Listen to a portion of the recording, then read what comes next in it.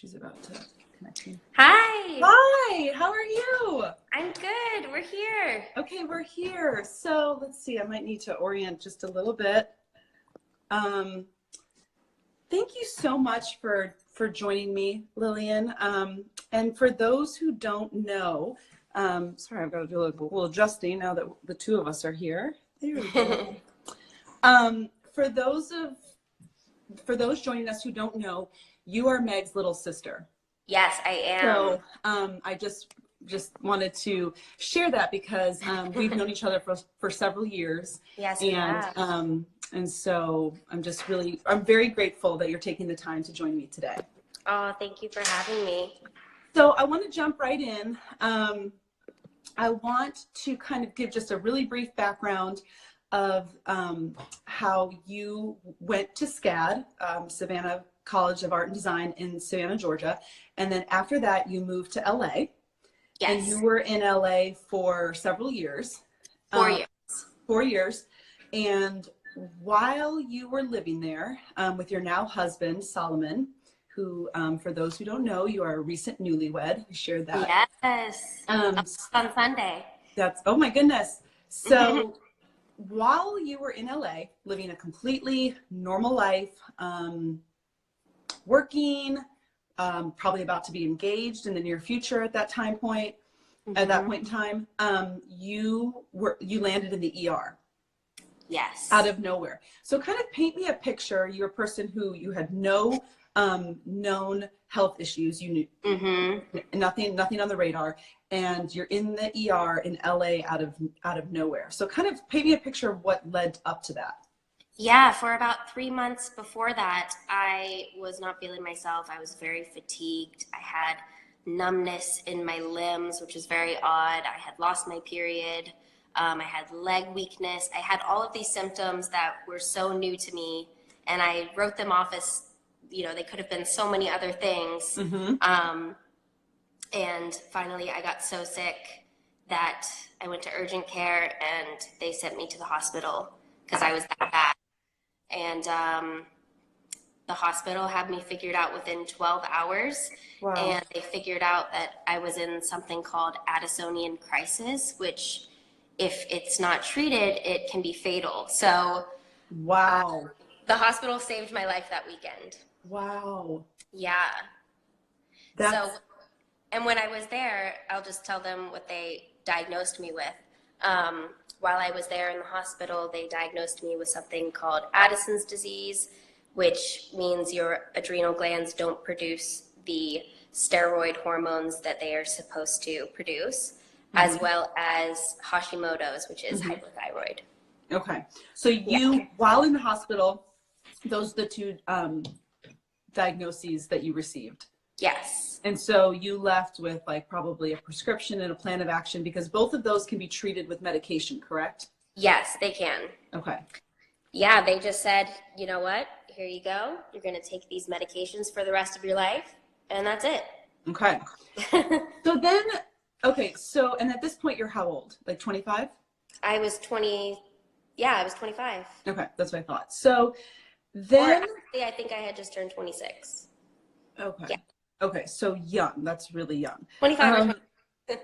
So then from there, fast forward how many months until you realized you needed to see a reproductive specialist, or how did you put the pieces together to jump from those two diagnoses Right. to figuring out that you had premature ovarian insufficiency? So it wasn't a full year later, but probably 9 months after the original diagnosis, that my period was totally gone. It just stopped out of nowhere. I hadn't had it in 4 months. Wow. And I started getting hot flashes, which I had never had before. And when you have them, because they are miserable. Yeah. And I don't know what led me to do a Google search, but I did one. I was due to see my endocrinologist in July, and I think this was June when I did this Google search. And because to me, hot flashes sounded like menopause. Right. That's the only that I associated it with. Right.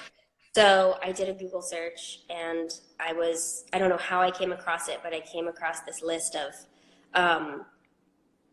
autoimmune diseases that were paired together. And one of them was Addison's disease, the hypothyroid, and basically early menopause. And I was like, oh my gosh. Wow. It totally freaked me out. Basically, it was saying, like, if you have these, you're more likely to also get premature ovarian insufficiency. And then I was reading all the symptoms of that. And when I read it, I just knew I had it. Before I saw the doctor, I knew, because I had all the symptoms. Right. And one other thing that I should mention is another reason that it made sense to me before I even saw the doctor was when they diagnosed me, 9 months prior, they told me that when you have an autoimmune disease, your body tends to mistakenly attack healthy glands. And they told me that I could potentially end up with reproductive problems. Like, it could attack my reproductive organs and give me fertility issues. So, but they never gave it a name. They never told me what that was. So I went to the doctor, told them my symptoms, they did the blood test, and that's what it was. Wow.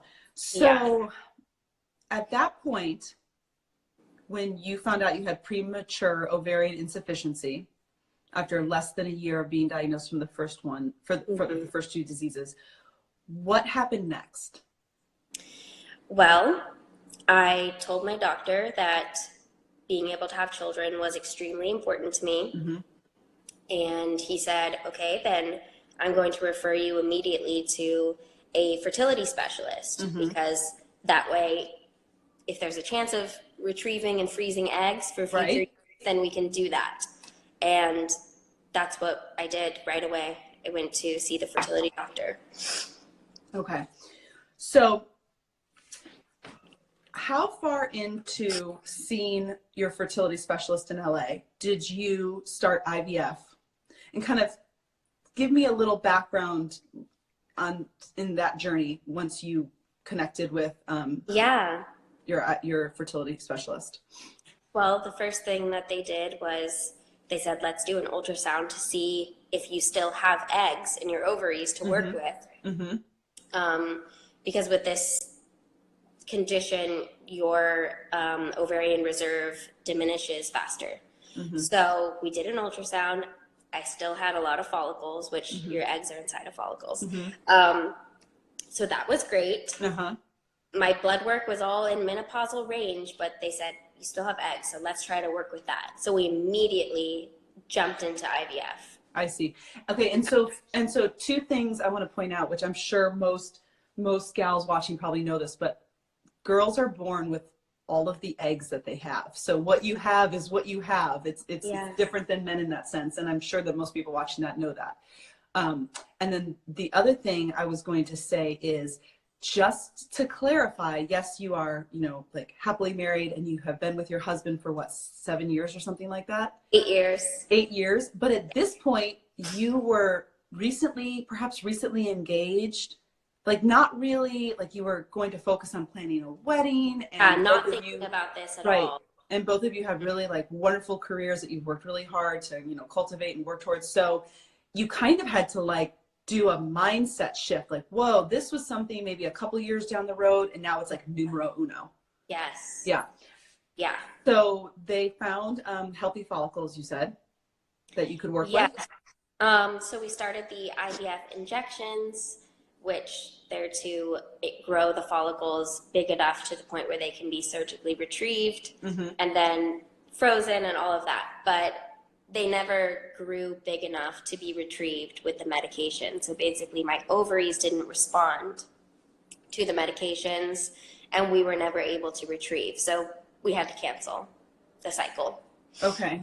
And so at that point, in between those two, they weren't really, they weren't failed IVF rounds. They were, we just didn't proceed with them. They were just canceled. They were canceled, yeah. And so in between those two, you had two, or on either side of them, I should say, you had two pregnancies on your own. Yeah. Early pregnancies. Yeah, it was quite shocking. We didn't think that that could happen because, for those of you who don't know, when you have this condition, the reason why you have infertility is because your body, your ovaries don't ovulate every month like a healthy person my age would. So there's less of a chance of getting pregnant. You might not ovulate at all, or you might spontaneously ovulate. So in April of 2018, I spontaneously ovulated. And I was able to see that on the ultrasound. We were going into the fertility doctor to check to see if we could do IVF again, just to trial it again. And to all of our surprise, they said, "Oh my gosh, you're about to ovulate. There's this giant egg. You know, one is ovulating." And so they said, "If you want to try naturally this month, let's do that." Right. And it works. None of us could believe it. It was such a shock. I know. I was going to share this at the end as well, but for those following who want to know more than what we cover, you cover a lot of what we're talking about very in depth on YouTube. You have a really successful and large YouTube channel where you have really documented and like vlogged, right? Yeah. Like kind of all the kind of details. So if you're someone who's either walking this path or you know someone who has, where you really want to connect with someone else who's been there, like your YouTube channel is a great resource for that. And then of course you, are even probably more active or just as active on Instagram. So yes, more active on Instagram. Right. So you kind of shared like the timeline of that. So then you spontaneously ovulated, which was surprising, shocking, exciting, especially after having canceled that IVF round. Yeah. And then what happened? The pregnancy was not viable. We had a very early miscarriage. My doctor did blood work, and we found that all of my hormone levels were extremely low, way too low to support early pregnancy. So that's what happened. So I'm not pregnant. That one was, a failed pregnancy. So, but the doctor told us, hey, this is a really good sign. Right, because you shared in the past that it was almost, in a sense, like bittersweet sort of, because you were sad to lose that pregnancy, but you were hopeful in the fact that, oh my gosh, I ovulated and we didn't ever think this could happen on our own. So it was like a good sign. So lots of like mixed emotions. Yeah, we were super hopeful after that, and the doctor was as well. That's fantastic. So then after that, you had another round of IVF with injections and hormones and all of the things like most people probably know. There's a lot that goes into leading up to that, and then ended up canceling that because those follicles didn't mature. Yeah, the same issue, lack of ovarian response. Yeah. And that was immediately after the April miscarriage. My doctor thought this would be a really good time. So we tried it, but again, it just didn't fail. Or I mean, it failed. It didn't work. Okay. And so this is exactly like about 1 year ago, actually, right? Yeah. Right. Yeah. And so then fast forward through the summer, are you all taking a break after that second IVF? Didn't you decide to kind of like call it quits for a while with? Yeah. After that, we had been shown 2 times that IVF doesn't really work for my body. My body doesn't respond to it. So we decided, let's not put money into trying that again, at least not for a long time. And my doctor told us, some people just don't respond to IVF, and you'd be better off trying naturally because we already know that you can get pregnant on your own. So she basically said, do that. Right. Yeah. So then you take a break through the summer. And fast forward to winter, you have another spontaneous, like natural pregnancy on your own. Yeah, in December that ended a couple weeks later, or Yeah, very, very quickly after I found out. It was probably a week or 2. And the same thing happened. My hormones were too low. Yeah. Yeah. So at the end of that, in December, you, and correct me if I'm wrong, but you decided to make some changes. At that point, you started doing, and I may or may not be getting this right, some research on your own.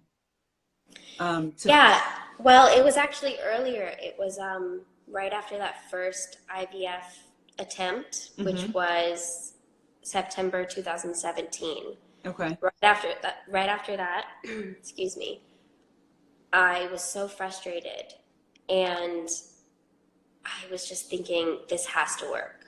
Like, I have to be able to get pregnant. Right. This is what I want so badly.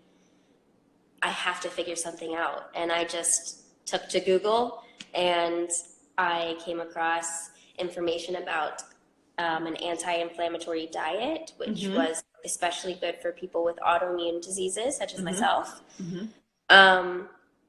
That's when I started making changes, as well as I started doing acupuncture for about 6 months at that point. And when I did, this is really interesting, because at that point I had still lost my period. Right. I know this timeline maybe is a little confusing, but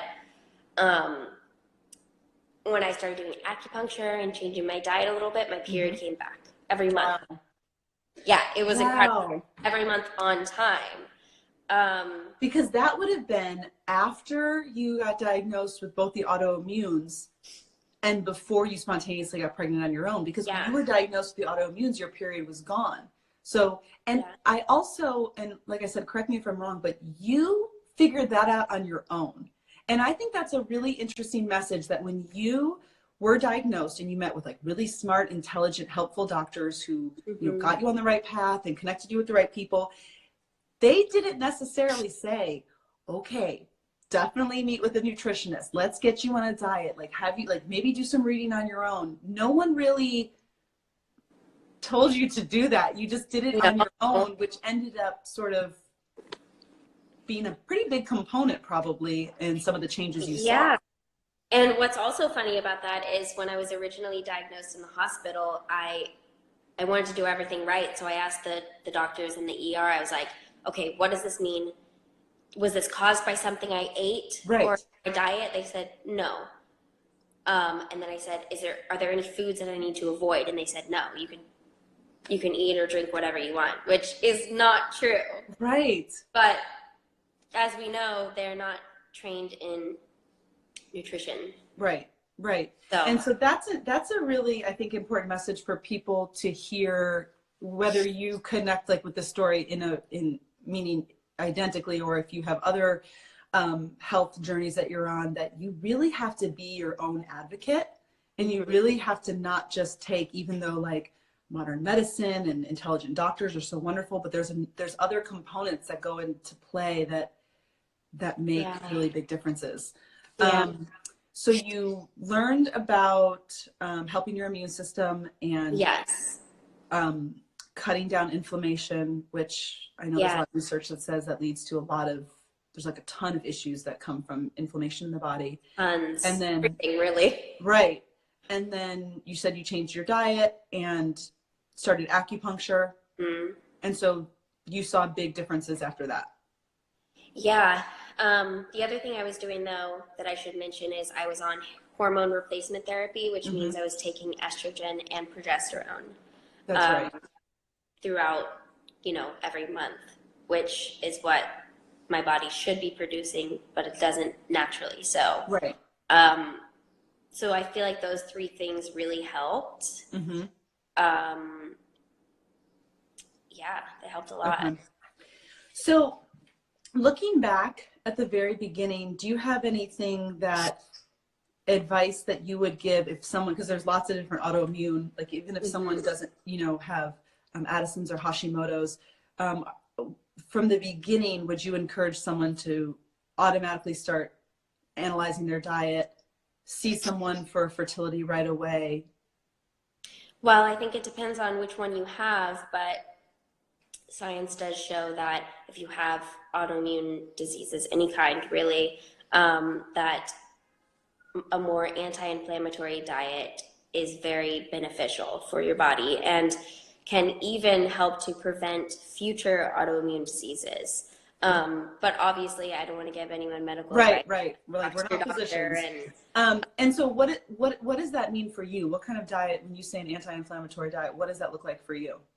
Well, there are a lot of different foods that are really inflammatory in the body. A huge one is gluten, dairy, which I don't eat anyway because I'm vegan, nightshade vegetables, which are like peppers, tomatoes, potatoes, eggplant, which I loved all of those, and I ate a ton of those.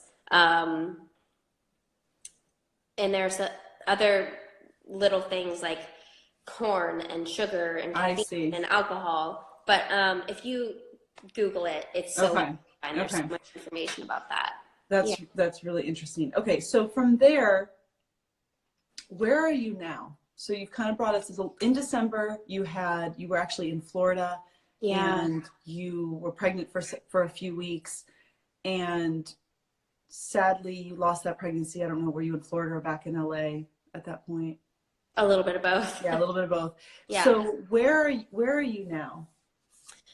Well, we're not pursuing any fertility treatments. I still continue to take the hormone replacement therapy, which, sort of regulates my cycles and is the thing that can help me have a chance at possibly conceiving again. And also just always trying, basically, because even though we wouldn't technically be ready right now, per se, for a baby, with this condition, we don't really have the luxury of time. And if it's now or never, it's gonna be now, So that's where we're at, just kind of taking the natural approach, not really doing any fertility treatments right now, but we might in the future. I'm not ruling that out. Okay. Yeah. One of your videos on YouTube really inspired me, because you shared how you and Solomon have navigated this really, really difficult diagnosis and path of the possibility of, I remember at one point, one of your doctors said, like, maybe you could think about an egg donor, so there's been a lot of just like shocking realizations that may or may not come to pass. And you're not even 30. So what are the things that the two of you have done to stay optimistic and to stay like a team and have brought you together and that have kept you like believing and happy and joyful through all of these really hard ups and downs? There are a lot of things. I would say one of the first things when I got diagnosed, and this was actually right before Solomon and I got engaged. So it was like a really like crazy thing to be happening in our relationship. But right when this happened, he told me, I will accept whatever life we have together, whatever happens with this fertility journey, whether we have our own children, whether we adopt, whether we don't have children at all. He told me, I want you to know that I will accept this life with you. And it makes me emotional just thinking about it because what more could I ask for? And, from a response from my partner. So he's been absolutely incredible. Never made me feel like, this is my fault or that I'm to blame for these issues. He's just been absolutely perfect. So if you're a partner going through this, partner, and that's he has supported me so much. Yeah, he has, and there's actually a video that he made without your knowledge. That's just him talking to the camera on YouTube about the male's perspective of this, which is so moving and so beautiful and so wonderful. You will be touched by it and inspired by it no matter where you are in your life. It was such a wonderful tribute to what you all are going through. I would encourage everyone to find that on your channel because it gives a little bit more in-depth detail to what you're saying. Yeah, thank you. He's been a really wonderful support. So his support, and then both of you, you talked to me a little bit before about how you are definitive and you say things like, in one of your videos, you said, I know that I will have a full-term healthy pregnancy and baby. I'm positive. And then you also say that you've coupled that with what will be will be. And I am going to be okay no matter what. We're going to be okay. So talk to me a little bit about how you walk that road between like defining what it is, what do you call, like declaring what it is you want for your life, which I am a big believer in, like the law of attraction and all this kind of Right. stuff, but how you also couple that with like a really positive mindset of acceptance. Yeah, I think it's a little bit of both, and I think you have to have both. Yeah, we feel like it will happen for us. You know, like I said in the video, we believe that it will happen. And, you know, maybe that's a little bit of like law of attraction and like speak it into the universe. Yeah. Um, but I think that mindset of like, it's going to happen. I know it's going to happen. Right. It puts me, or it keeps me in a really positive frame of mind, because if I just thought it's never going to happen, you know, this journey is doomed, I would be in a really dark place. But I don't let myself go there, you know? And because there really is hope. We've seen that it's happened twice before. Right. So I think just like staying up here, like we're believing it's going to happen. I know it's going to happen. Yeah. Is a really good headspace to stay in. Mm-hmm. And then on the other hand, we also believe that like staying happy and accepting whatever happens, it's a choice. It's a choice to stay happy. It's a choice to be happy with what's happening in your life. Yeah. So I just think it's a little bit of both. Yeah. And I don't know if that will make sense to everyone, but no, I think it will, and it does for me. It resonates with me. I'm not even on the exact same. I'm not on the same journey as you, but it resonates with me. You have to sort of walk the line of both. I want to quick mention that I think because we're doing great on time, we can take a few questions. Do you feel comfortable taking a few questions at the end? yes. Okay, so we will do that. So another thing that I wanted to share is that, you know, I know you personally, so like I already know this, but from watching your YouTube channel and kind of following your journey, I have found that you really give a genuine sense of like love and compassion for those who are struggling with infertility. And that people who follow you on that format really get a sense that like you get it, and a sense of love and empathy, whether you're like at the very end and you feel like you have no hope left, or if you're just starting out. That I feel like anyone who needs that compassion and empathy, like they'll find it with you there. And so I just, even just watching it myself, I was like, I just love the way you speak about what you're going through and how you speak to others to kind of inspire them and lift them up and encourage them on that channel. So one other thing I wanted to touch on, and then I did see some questions prior, and I want to make sure that we answer them, is, and this goes back to something that I saw in one of your videos, is that you mentioned that there were certain things that you were ready to hear because you were thrown a lot of information in a very short amount of time. And that's true. And you feel like you referenced your dad in it, that there were times when you were kind of closed to things, and then when you were open to them, you had a more awareness. Is there anything that you can like share on that, or elaborate on being like open and ready to hear things? Or what your dad taught you that you mentioned in that video? Right, and I was referencing the information that I found about the anti-inflammatory diet. Like I'd always sort of heard about that, but I wasn't really ready to like take on that information and really learn about it until I was in a different headspace, until I was literally ready for it. Because I had heard about it before, and I knew when I got diagnosed, I like heard a little bit, and I knew that, you know, this would probably be good for me, but I didn't try it until I was ready. And that's what I'm talking about. And it's kind of along the same lines as there's a quote that says, when the student is ready, the teacher appears. Right. Yeah. So you have found that to be really true on this journey. Oh, yeah. Yeah. And I think that that's something that really crosses all boundaries of life challenges. Like there are things that you've heard, you know, a long time ago that you're like, oh, wait a second, you know, that's come into my life 2, 3, 4 times. So to really have like kind of an open and like aware mindset so that you can receive.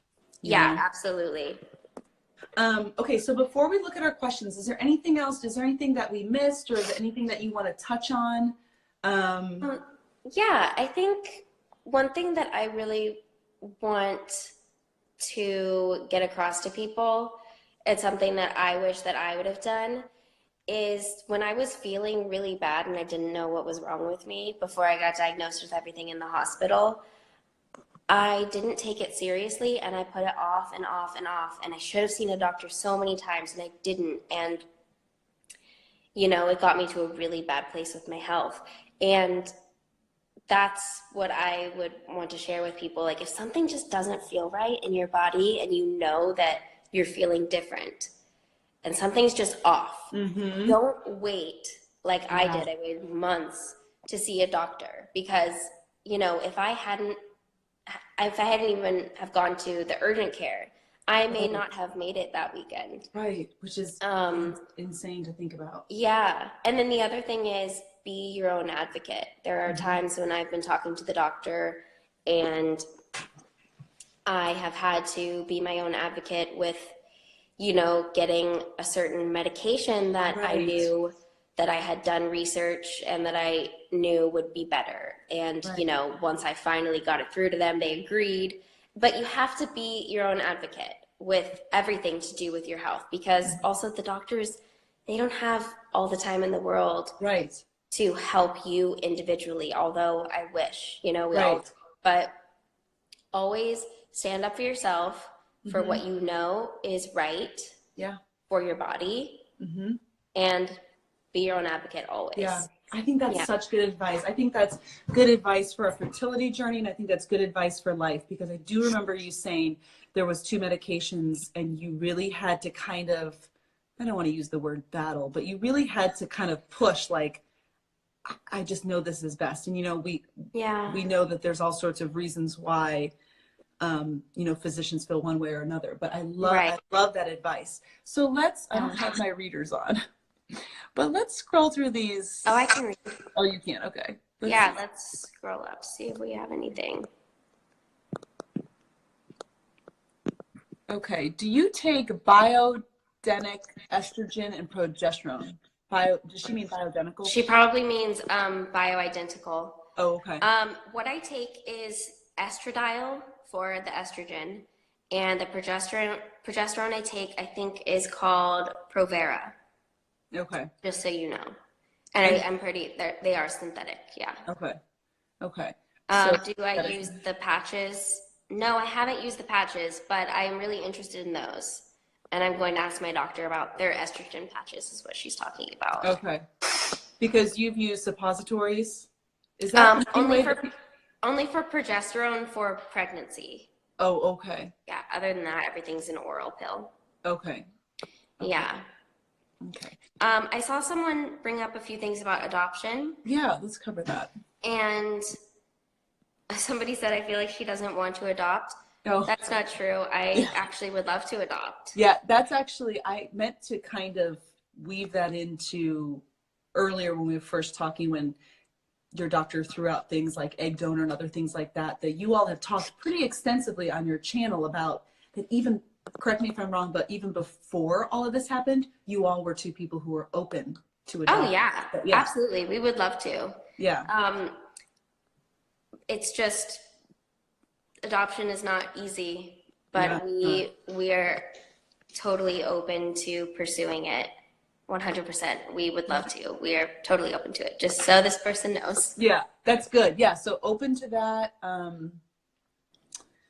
Yeah, I meant to kind of make a point of that earlier on.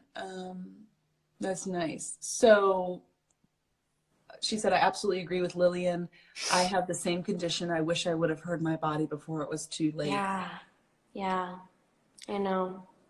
So, okay, well, if anyone else has any other questions, let's see, is it possible the autoimmune condition affects fertility at all or sometimes? Yes, in my case, I have the fertility issue because of my other autoimmune diseases. Okay, yeah. If that answers your question. Right. I kind of wanted to clarify that earlier, that the autoimmune diseases that you have are attacking, correct me if I'm wrong, your reproductive system. That's why you have the POI, correct? Well, it's the general autoimmunity in my body. Okay. Yeah, which I have because of the other two autoimmune diseases. I know it can be a little confusing. Right, right. But Yeah. no, you do a really great job of explaining that. Oh, thank you. So thank you so much for sharing your story. Thank you so much for being so vulnerable on YouTube. I will say that there's no right or wrong way to walk this path. There really isn't, because everyone is different. And that is something that both Meg and I believe in, that there's no right way for everyone. But I will say that I really commend you, because a lot of folks, just for personal preference, they'll struggle for a long time, and then they have a baby, or then they adopt, and then they'll share. I feel like far fewer people share in the middle of the storm. Yeah. And you're someone who's sharing in the middle. Like, you aren't at your resolution yet, whatever that will be, whether it's a wonderful adoption or a donor or spontaneously pregnant on your own or some fertility. So I love, love, love. It's that quote that I shared on the post in our feed, that you are so brave and courageous to bring us with you along now. Thank you. And that's rare. And so thank you for doing that. So many good comments, like, you're amazing, Lily. Love you so much. Yeah. You're going to be the best parents. You absolutely are. You'll have a baby. I just feel it. I love that. Do we have a little bit of time? We do. Okay, I want to answer this one question. Sure. How do you cope with your emotions regarding infertility? I'm not going to lie, it is so hard. It's very emotional, the uncertainty, of not knowing whether or not we will be able to have a child together, which is something we deeply want. That uncertainty is so freaking scary. But I think one way that I cope with it is that if I'm feeling sad, I will cry if I need to. I will vent to Solomon if I need to. Something I haven't done yet, but that I am definitely going to do, is get into therapy. And probably Solomon and I both, because this is a really hard thing for a young couple to go through. Really, any couple, doesn't matter your age. Yes. So those are ways that I cope. I don't hold anything back. If I'm feeling it, I let myself feel it. Yeah. And I think that's so important to do. So important. Yeah. Yeah, to really kind of honor where you are and how you feel. And I think that I totally agree, that's so important.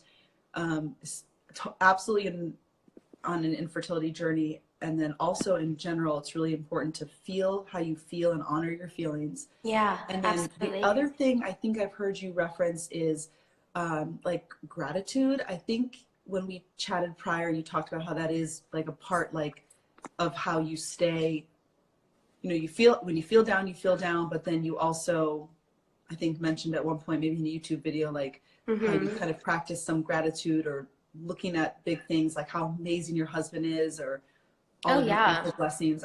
That's been a component too. I mean, I know that you also have a belief system, like you're a believer, and I think that must be connected to how you've coped, right?